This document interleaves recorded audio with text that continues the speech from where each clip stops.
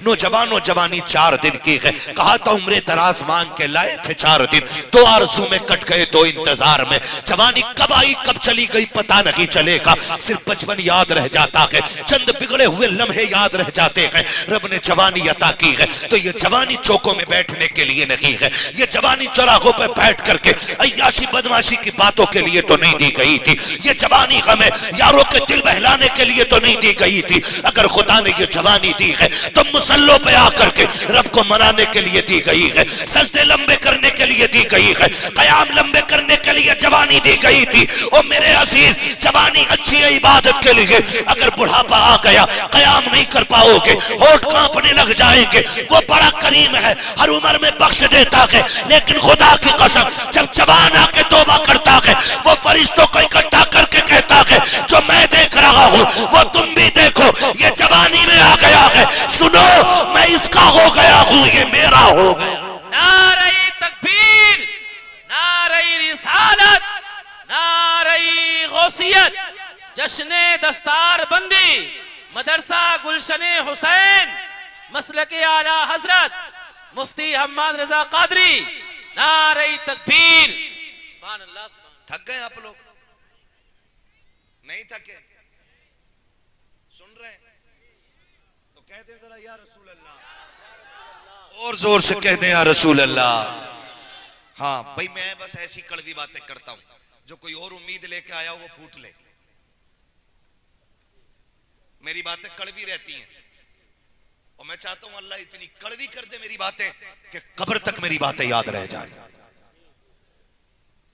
क्या मसला बनता, चापलूसी करूं, फ्री की जन्नत बांटूं और आप यूं पैसे लुटा दे, मैं जेब भरूं और निकल लूं। वहां मुस्तकीम कहीं रात क्या हुआ था कि मजा आ गया था यार, कसम से फ्री जन्नत बांट गया मौलवी। मौलवी की अपनी खतरे में,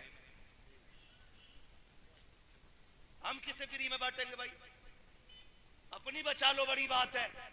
आला हजरत जैसा इमाम कह रहा है, आला हजरत ने कहा था पार जाना है नहीं मिलती नाव, जोर पर धार है क्या होना है, चुप के लोगों से किए जिसके गुनाह वो खबरदार है क्या होना है। फिर आखिर में थक गए तो कहते क्यों रजा कुड़ते हो हंसते उठो, जब वो गफ्फार है क्या होना है। तो अपनी की भी फिक्र करें। हम लोग ना खाली बाजार की तरफ दौड़ जाते हैं, कोई कहते ताबीज बट रहे हैं, बाबा आए हुए हैं, नंगे हैं और ताबीज दे रहे हैं।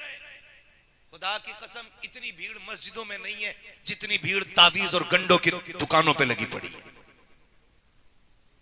बाबा के पास चले जाओ ना तो नंबर लगाना पड़ रहा, नंबर नहीं आ रहा। और मस्जिदों में चले जाओ तो सफे की सफे सा झंडा लगा है सरकार की आमद मरहबा, बाहर भी आएगी पूरा घर सज जाएगा। अच्छी बात है सजाओ, लेकिन मैं इतना कहता हूं सिर्फ घर ना सजाओ, खुदा तौफीक दे तो हुजूर की आमद से दिल भी सज जाने चाहिए। सुभान अल्लाह। क्या सजना चाहिए? दिल भी सजना चाहिए।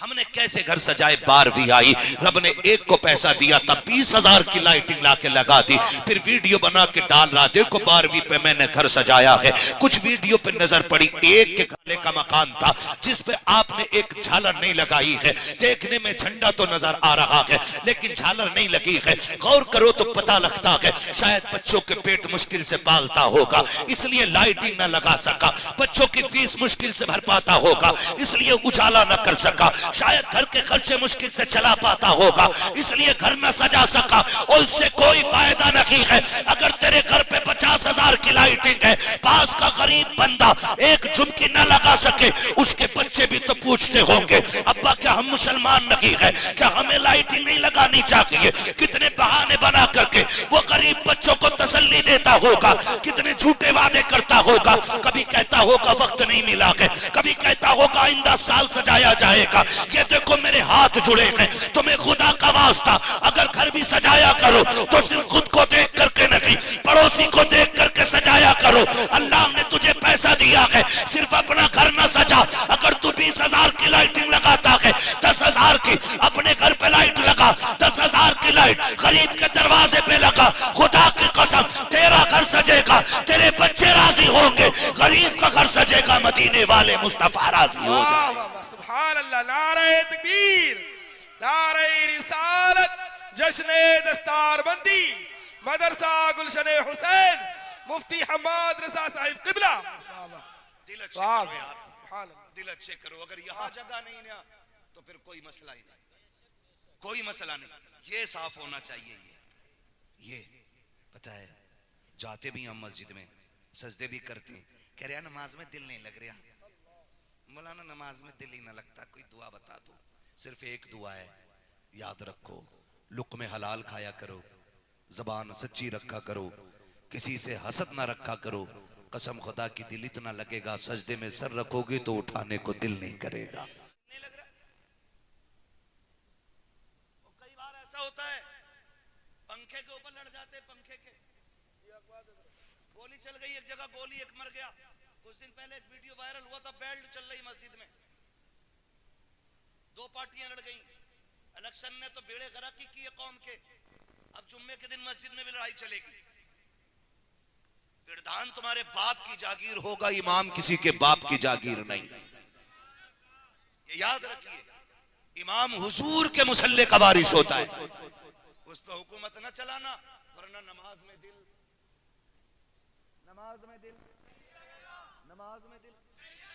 इतने दिल काले सगे भाइयों, मैं तो गैर को क्या कहूं, सगे भाइयों का अब्बा कह रहा, देख भाई तेरा चचा कौन सी मस्जिद में जा रहा है जुम्मा पढ़ने, कहा क्यों, कहा जिसमें कलवा जागा ना उसमें मैं नहीं जाऊंगा। ये नफरत है, ये मैल है दिल के। और आते मस्जिद में झाड़ू ना लगी कि इमाम साहब जी, जब बंदा ये बात करता है ना तो फरिश्ते कहते होंगे ओ गैरत कर, ये अल्लाह का घर है। अगर तुझे दिख रही थी मिट्टी है तो तू भी तो झाड़ सकता था, हैं? और मैं तो खुल के कहता हूं, सुनो, जिनके रोजगार में बरकत ना हो मस्जिद में झाड़ू लगाया करो, जिनके रिश्ते ना होते हो मस्जिद की सफाई किया करो। कसम खा के कहता हूं, जाओ जिनके घर में बेटा ना हो वो नमाजियों की जूतियां सीधी किया करो, अल्लाह अपने फजल से तुम्हें बेटा अता फरमा देगा। वहां जाके ऐसे मारे लात बाकी के जूतों में सड़ा और अपना रखे जैसे कि शहर इमाम आया। तो बेटे एक के ऊपर एक है, तू रख के आया, तेरे पीछे और आ रहा, वो मारेगा धड़ाक से लात। अब ढूंढ रहा, मैं तो सजा के रखेगा था जूता, एक यहाँ फिर एक वहां। खड़ा कह रहा बहुत बदतमीज नमाजी है, जूते ही नहीं, अबे बदतमीजी पहले तूने की। बेशक हक बात है। और ये दुनिया है, जैसी करनी वैसी भरनी, बोले जैसी करनी वैसी भरनी। तो ये कंडीशन हमारी नमाजों की है, ऐसे जान लो। मस्जिद में जाएंगे नमाज पढ़ने ना तो रुमाल लेंगे, साफ सब भी होगी ना, फिर भी अल्लाह कहता जालिम ये मिट्टी है, इसी से बना है, इसी में जाएगा। और सुन, अगर ये लग भी गई तो एक बाल्टी पानी में धुल जाएगी। नमाज के लिए इस मिट्टी से साफ होना जरूरी नहीं है, नमाज के लिए अपने दिल पे लगी हुई बगावत और अदावत की जो काली मिट्टी है ना उसे साफ करना जरूरी होता है। सुभान अल्लाह, उसे साफ करो जो अंदर लगी है। अंदर काला है और बाहर उजाला है। कलफ लगे पगबगे पहन के जुम्मे में जा रहे हैं और घड़ी देख के जा रहे हैं, खुतबा शुरू हो गया होगा, अब तो खत्म नहीं होगा, हगा ना यूं कॉलर मारेगा यूं और फिर खांसेगा। बेचारा इमाम देख ले, इसने चंदा ज्यादा दिया था, कह रहे अभी प्रधान को आने दो क्योंकि ज्यादा चंदे दे रहे हैं। उलमा से भी गुजारिश करूंगा, मंत्री हो, प्रधान हो, गरीब हो, सबको एक सफ में रखो। बेशक, इसलिए कि अमीर गरीब होना कोई फासला नहीं है, नेकोकार और बदकार होना यह फासला होता है। बेशक बेशक, ये तो दोनों रब के फैसले। हमने देखा एक भाई करोड़ों का मालिक होता है, दूसरा ठेला लगाता है। तो बताओ जो करोड़ों का मालिक है उसने कौन सी इबादत की है जो अल्लाह ने उसे करोड़ों दिए, और जो ठेला लगा रहा है उसने अल्लाह का क्या बिगाड़ा है जो वो ठेला लगा रहा है। एक वो है जो एक साइन से लाखों कमाता है, ठंड में रहता, एक वो है जो सर्दी गर्मी के देखे बगैर धूप में ठेला लगा रहा है, बारिश में ठेला लगा रहा है, कभी भीग के बच्चों के लिए लुक में तलाश कर रहा है। आखिर बताओ तो सकी, अगर ये गरीब है तो इसने रब का क्या बिगाड़ा है? खुदा की कसम न कोई बिगाड़ सकता है, न बिगाड़ पाया है। और जो दौलत में बैठा है, न इसने ऐसे सजदे किए हैं कि जो रब को राजी कर चुका हो। आप कहेंगे फिर ये क्या है? तो सुनो, ये रब के फैसले हैं। ये खुदा कहता है मैं किसी को दे के आजमाता हूं और किसी से लेके आजमाता। क्या कहने ऐसा नहीं होना चाहिए। मैं अपने उलमा से भी कहूंगा कि अगर जमींदार ने फोन कर दिया तो भागे चले जा रहे हैं, वो गरीब कहते आ जाओ तो ना टाइम नहीं है। ऐलान करो, एक ही सफ में खड़े हो गए महमूद व अयाज, ना कोई बंदा रहा ना कोई बंदा नवाज। आखिरत की हम सारे फिक्र करें, तैयारी करनी है मौत की।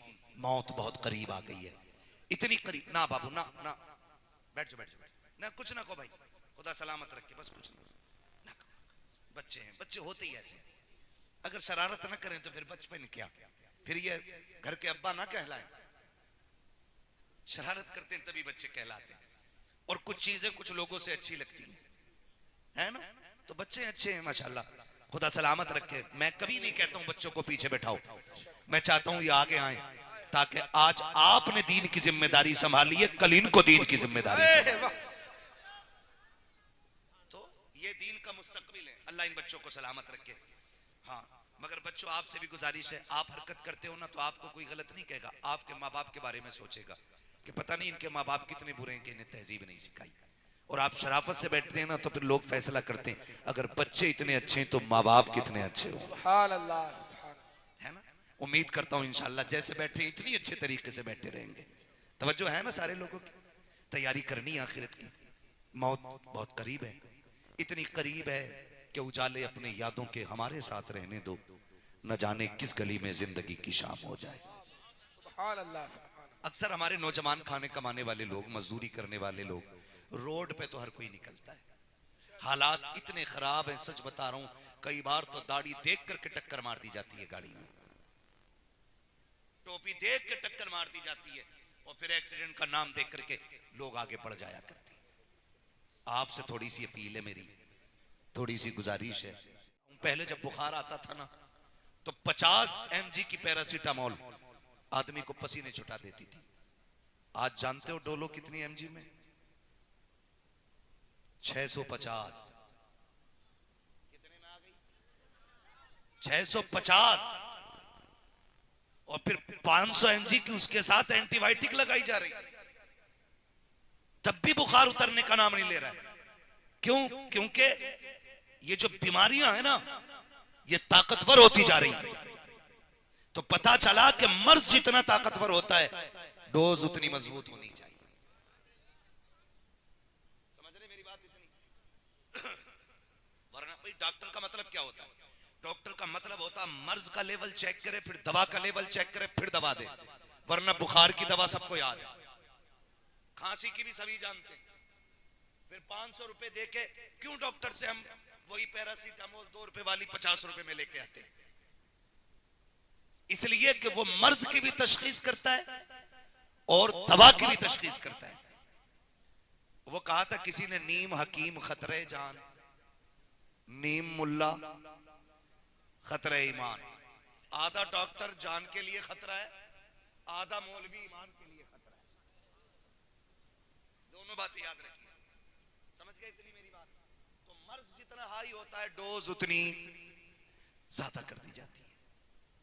पहले हादसे इतने नहीं थे, तो मैं कहता हूं कम तैयारी में भी काम चल जाता था। अब हादसे भी बढ़ गए हैं, दुश्मन भी बढ़ गए हैं, मुखालफतें भी बढ़ गई हैं, तो अब हमें एहतियात भी बढ़ाना पड़ेगी। कितने लोग सहमत हैं इस बात से? बता दें जरा। सारे सहमत हैं ना? अब एक बात सुने, एक चीज होती है, कहता जी मैंने ना अपने लिए उनसे दुआ कराई थी। एक होता कि दुआ मुंह से कह के कराना, एक होता दुआ का दिल से खुद ब खुद निकलना। जो मुंह से कराई जाती है वो उतना असर नहीं रखती जितना असर दिल से निकलने वाली दुआएं रखा करती हैं। वो कहा था दिल से जो बात निकलती है असर रखती है, पर नहीं ताकत परवाज मगर रखती है। अब महबूब का फरमान सुनो, मैं बताने लगा हूं एहतियात का पहला तरीका। हुजूर ने फरमाया या तो आलिम बनना, या तालिब इल्म बनना, या इनकी महफिल में बैठने वाले बन जाना। अगर दूर रहते हो, इनकी महफिल में ना बैठ सको, तो इनसे मोहब्बत करने वाले बन जाना। कितने हो गए? सलामत रहे जो बोल गए। कितने? अल्लाह माँ बाप के साथ मदीने की हाज़िरी नसीब फरमाए जो बोले। कितने हो गए? 4 हो गए। आलिम, तालिब इल्म, इनकी महफिल में बैठने वाले, और या फिर इनसे फरमाया इसके अलावा ना बनना,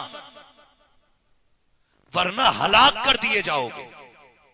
तुम्हारे मुंह से जो निकली वो बात होके रही।